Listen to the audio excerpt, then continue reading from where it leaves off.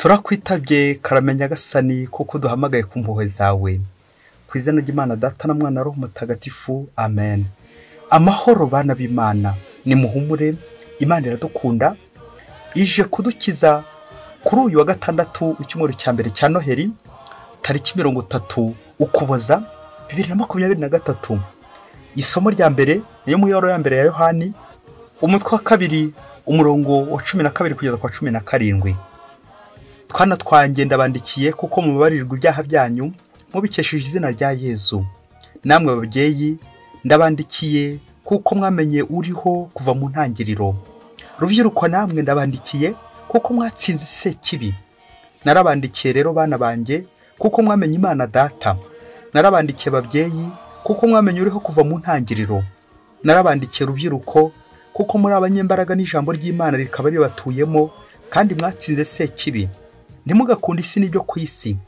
Niba umuntu akunze isi, urukundo rw'Imana Data ntirumubamo, kuko ibiri ku isi byose, nk'irari ry'umubiri n'irari ry'amaso n'umwirato w'ubukungu bidakomoka ku Mana, ahubwo bikomoka ku isi. Kuko isi irayoyoka hamwe n'irari ryayo, naho ukora ugushaka kw'Imana abaho ubuziraherezo. Iryo ni ijambo ry'Imana. Zaburi ya 96. Ijuru ni ryishime kandi isi nihimbarwe. Nimwegurire Uhoraho miryango y'amahanga, nimwegurire Uhoraho ikuzo n'ububasha, nimwegurire Uhoraho ikuzo ry'izina rye. Nimuzane ituro mwinjire mu ngombe ze, nimwunamire Uhoraho wisesuyeho ubutagatifu, nimuhinde umushyitsi bantu b'isi yose. Nimuvuge mu mahanga muti Uhoraho n'umwami, yashinze isi yose ntihungabana, imiryango yose ayicira urubanza rutabera. Ijuru ni ryishime kandi isi nihimbarwe. Nyagasani Yesu nabane namwe. Amagambo mu ivanjili ntagatifu uko yanditswe na Luka, umutwe wa 2 umurongo wa 36 kugeza kwa 40. Igihe ababyeyi ba Yesu baje kumutura Imana mu ngoro, hari n'umuhanuzikazi Ana, umukobwa wa Fanueli wo mu muryango wa Zeri. Yarageze mu zabukuru. Nyuma y'ubusugi bwe yamaranye n'umugabo w'imyaka 7, hanyuma umupfakazi kugeza mu kigero cy'imyaka 84. Ntiyavaga mu ngoro, agakorera Imana umunsi nijoro, asiba kurya kandi asenga. Nuko umwanya nawe arahagoboka, atangira gusingiza Imana no gutekerereza ibyo umwana abari bategereje gukira kwa Yerusalemu. Bamaze gutunganya ibyategetswe na Nyagasani, basubira mu Galileya mu mujyi wabo wa Nazareti. Nuko umwana arakura, arakomera, abyirukana ubwenge, yuzuye ubwitonzi, afite n'ubutoni ku Mana. Iyo ni ivanjili ntagatifu. Biremwa by'Imana, nimugira amahoro. Aha tugeze ni kuri buri munsi. Ufungure buri munsi. Ufungure buri munsi. Ufungurira abandi buri munsi. Tuje ahangaha kuri buri munsi. Uze guhava wabonye Kristo. Uze guhava wabonye urumuri rwa Kristo. Uze guhava wagize amahirwe yo guhura na Kristo. Hari ahantu mu kiliziya zacu, muri za paruwasi zacu cyangwa za santrali cyangwa handi hari ingoro y'Imana, usanga kenshi ku gikuta gisohoka, ku muryango usohoka, handitse ngo utahanye iki. Ako kajambo mubyeyi, utahanye iki. Hari igihe ubaza umwe mu bayoboke b'Imana bari bitabiriye nk'igitambo cya Misa cyangwa bari mu kiliziya, uti utahanye iki. Nuko watahanye umunabi agakubwizanya umunabi, akurebera nko ku gikano agakubwira ati ndahanye icyo wampaye. Akaba aragukanze, ukibaza nyine ukuntu uwo munabi uza kukuramo. Ndahanye icyo wampaye, utahanye iki, ndahanye icyo wampaye. Bayoboke b'Imana, nawe uze kureba nanjye ndi kwireba, niba ntari mu bayoboke b'Imana bandi batahana umunabi. Bari bavuye gusenga, bari bavuye mu kiliziya, bari bavuye mu ngoro y'Imana, bari bavuye mu rusengero. Wamaze ututahanye iki, ndahanye icyo wampaye. Ukabutahanye umunabi, umushiha, umujinya. Hari abantu kuri no si ujya gusenga, wari ufite nk'ingeso 10, ukaza gutahana nk'ingeso 1000. Wari ufite icyaha kimwe, ukaza gutahana nk'igihumbi. Kubera iki? Watahanye nyine umunabi. Kandi Kristo yakubonekeye. Icyawe wanze kumwumva, wanze kumubona. Amasomo y'ikizwi byacu duteguriye natwe aratuganisha kuri icyo kibazo. Utahanye iki? Ari nabyo bituganisha ku ngingo yacu y'uyu munsi, amahirwe yo kubona Yezu. Mbega amahirwe! Nanjye iyo nagiye mu kiliziya, iyo nagiye mu isengesho, mba mfite amahirwe yo kubona Yezu. Ariko se iyo ntashye mba nahuye nawe, mba namubonye, mba namukozeho nanjye? Aha, guhura na Kristo, kumwumva, kumubona, kumukoraho, kujyana na Kristo aho ngiye mu rugo. Kuko iyo ngiye mu rugo nyine mba ngiye mu butumwa, mba nsubiye mu butumwa. Aho ngaho naho ngahogeza inkuru nziza, ivanjiri ya Kristo, Kristo urumuri rw'amahanga akogera muri urwo rugo. Ngiye Noheri turi guhimbaza muri no misi, Kristo ijambo w'Imana wigize umuntu araza akagera iwanjye, akinjira mu mubiri wanjye. Yamara kwinjira ariko nanjye akansaba kumwereka abandi, kumubwira abandi nabonye Kristo. Amen. Twumvise mu isomo rya mbere amahirwe yo kubona Yezu. Twumvise mu isomo rya mbere Yohani yandikira abantu b'ingeri nyinshi. Urubyiruko yarwandikiye, buri wese aramubwira ukuntu yahuye na Kristo, ikimushimishije. Ababyeyi yabandikiye, urubyiruko yabandikiye, abana yabandikiye, abasaza, abakecuru, buri wese yajya amwandikira amwibutsa aho yahuriye na Kristo, uko wabonye Kristo, amahirwe wagize. Burya imyaka yacu, igihe turimo, buri wese kimufasha guhura na Kristo. Icyamba imyaka yanjye, aho ndi, umurimo ndi gukora, nanjye ukamfasha guhura na Kristo, kuko niyo mahirwe mba nagize. Hari igihe ntazongera kubona bene ayo mahirwe, guhura na Kristo, kugerageza amahirwe nkayabyaza umusaruro yuko mbonye Imana bitewe n'imyaka mfite. Ikigaragaza ko wahuye na Kristo nk'uko Yohani asoje ibaruwa, ni ugukora ugushaka kw'Imana. Ukora ugushaka kw'Imana abaho ubuziraherezo. Amen. Rero ikiranga umuntu wahuye na Kristo ni ibikorwa akora nyuma, ibikorwa byiza, ibikorwa by'urumuri, ibikorwa bidahabanye n'ukwemera, ibikorwa bigaragaza ko wibonaniye na Kristo kandi mwahuye. Twumvise muri ivanjiri igikorwa kiremereye kigaragaza uwahuye na Kristo. Ubwo ejo twumvise ababyeyi ba Yezu bamuzanye mu ngoro i Yerusalemu, yabanje kwakirwa na Simewoni umuhanuzi. Uyu munsi turumva umuhanuzikazi Ana nawe amwakira. Aramwakiriza iki? Ibisingizo, gusenga, isengesho. Iyo umuntu yabonye Yezu, nta kindi kimuranga usibye kurata Yezu, gusingiza Yezu, ibisingizo. Nuko Ana nawe arataraka atangira gusingiza Imana. Iyo umuntu yahuye na Kristo, umunwa we ufite umugisha kandi avuga n'amagambo y'umugisha, amagambo y'ibisingizo. Tumvise kandi kantu keza bavuze kuri Ana, ngo ntiyavaga mu ngoro. Bishatse kuvuga iki? Ingoro mbere na mbere nk'ingoro yubakishije amabuye, aho nyine atavaga, bishatse gutubwira ko yahoraga asingiza Nyagasani. None koko agira ubuntu bugeretse ku wundi, noneho abonye uwari utegerejwe, uw'amahanga yari yarategereje, uw'abahanuzi bahanuye, none agize amahirwe aramwiboneye. Mbega amahirwe kwibonera na Yezu, mugahura na Yezu mukiganirira, nawe ukamufata mu biganza byawe. Nta kindi wakora usibye gusingiza Imana. Igihe cya Noheri gitwibutsa ijambo w'Imana wigize umuntu, ariko natwe twamubona tukamuramya, tukamusingiza. Umunwa wacu kuzura ibitwenge, umunwa wacu kuzura ibisingizo, tukamurangamira, tukamuramya. Kuramya umwana w'Imana, ibisingizo. Nawe rero igihe wageze mu misa, ujye ugira nyine ikintu utahana, utahane Kristo. Wahawe Kristo, aba ariwe nawe uza gutahana nyine. Nta cyiza nko kubakira ijambo ry'Imana, ijambo ry'ihumure, ijambo rikiza. Warangiza ugatura igitambo cy'Ukarisiya, ugahabwa Kristo, Kristo urumuri rw'amahanga, ukajyana na Kristo, ugatwara Kristo. Ibisigaye ugenda uvuga neza, ibisingizo.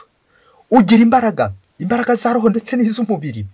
Ugira urumuri, imbuto nziza, ibikorwa byiza, kuko wahawe Kristo, wabonye Kristo, nawe ukamera nka Simewoni ndetse n'umuhanuzikazi Ana.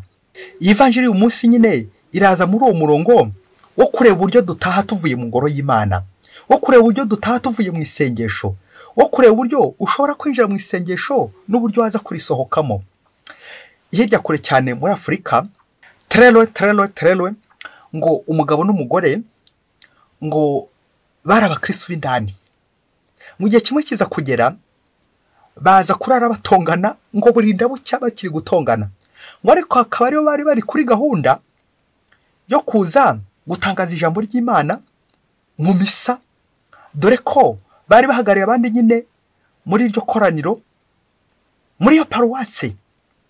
Nuko ngo baratongana ibi bikomeye cyane. Nuko wa mugabo na wa mugore ngo bageze ngo imbere y'umuryango wa kiliziya, bibuka ko nyine baraye mu nduru, baraye muri zagarizagari, baraye mu icuraburindi, baraye bavuga nabi, baraye bahondagurana, baraye batongana. Nuko bageze imbere ya kiliziya n'ubundi bakomeza baratongana. Bigeze aho ngaho umugabo aca urubanza, abwira umugore we ati, umva rero, nitujya mu kiliziya ariko nidusohoka kirambona. Barinjira bajya no gutangaza ijambo ry'Imana. Nuko ngo ijambo ry'Imana batangazaga ryari ryo mu gitabo cy'indirimbo ihebuje, aho bavugaga ngo iyizire mwiza wanjye.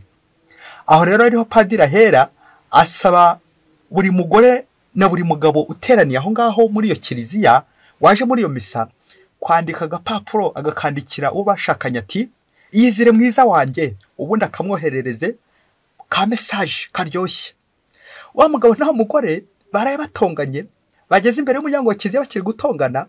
Umwe yibaza ukuntu agiye guha agapapuro mugenzi we, kandi hari umukoro baza gukora, ati twinjira mu kiliziya ariko nidusohoka mu kiliziya kirambona. Uwo mukoro baza kuwukora bate nyuma yuko hari undi mukoro nanone bahawe, ati iyizire mwiza wanjye. Ngo wa mugabo na wa mugore buri wese koko abyandika nk'itegeko padiri aramuhaye. Nuko bareba naho bagaseka, umwe yareba kundi undi agaseka, umwe akibaza ukuntu agiye guha agapapuro mugenzi we kariho iryo jambo. Nuko igihe kimwe kiza kugera ibitwenge bibishe bombi mu kiliziya, abandi bantu batangiye kugenda barangarira. Bigeze aho ngaho wa mugabo na wa mugore bahana twa dupapuro, iyizire mwiza wanjye. Guhera uwo mwanya baruzurana, barahoberana, baraseka. No gusohoka barinze basohoka mu kiliziya bakiri kugenda bavugana neza, bagera mu rugo iwabo ntawe ugiye gutongana n'undi. Iyizire mwiza wanjye. Bayoboke b'Imana, Yezu Kristo akuzwe. Hari igihe umuntu yinjira mu kiliziya afite umunabi, afite umushiha, afite amakosa menshi cyane, ariko ujye wibuka ko nugera imbere ya Yezu, Yezu araza kuguhanagura, Yezu araza kugusukura, maze nugera mu kiliziya Yezu agiye kugusukuruza ijambo rye, agusukuze umubiri n'amaraso uza guhabwa. Nuko rero biraza kugusukura, ntabwo uza gutaha uko waje, kuko wahuye na Kristo nyine. Wowe na Kristo ntabwo ushobora gutaha uko yaje. Utahanye iki? Ndahanye Kristo, niho nabonye nyine. Yego hari bamwe koko nabo batahana umunabi, bakaza gutaha bashihagurana, bakaza gutaha bahondagurana, bakubitana, batongana. Kirambana nidutaha bikaza guhinduka iyizire mwiza wanjye. Mbega byiza, kuko umuntu wese wahuye na Kristo ikibigaragaza nta kindi nyine nuko uhinduka. Ushobora kuza mu kiliziya mu ngoro y'Imana wari wahindanye, wagera mu kiliziya ugahinduka neza, umuntu mwiza, umuntu w'Imana, kubera ko wahuye na Kristo. Umuntu wese wahuye na Kristo arahinduka nyine, kandi ugahinduka neza, nicyo kibigaragaza. Naho ubundi tuvuga amasengesho, tugatangaza ijambo ry'Imana, tugakorera Imana, ariko ikimenyetso nuko nzahinduka. Niyo kizagaragaza ko nabonye Kristo, nahuye na Kristo. Naho ubundi nisohoka mu kiliziya nkiri kuvuga nabi, imvugo mbi, imvugo z'ibishenzi, ibiterasoni, ibindi bigambo byinshi, nanjye kuvuga nk'ibyo kwirimbi, aho ngaho sindahura na Kristo.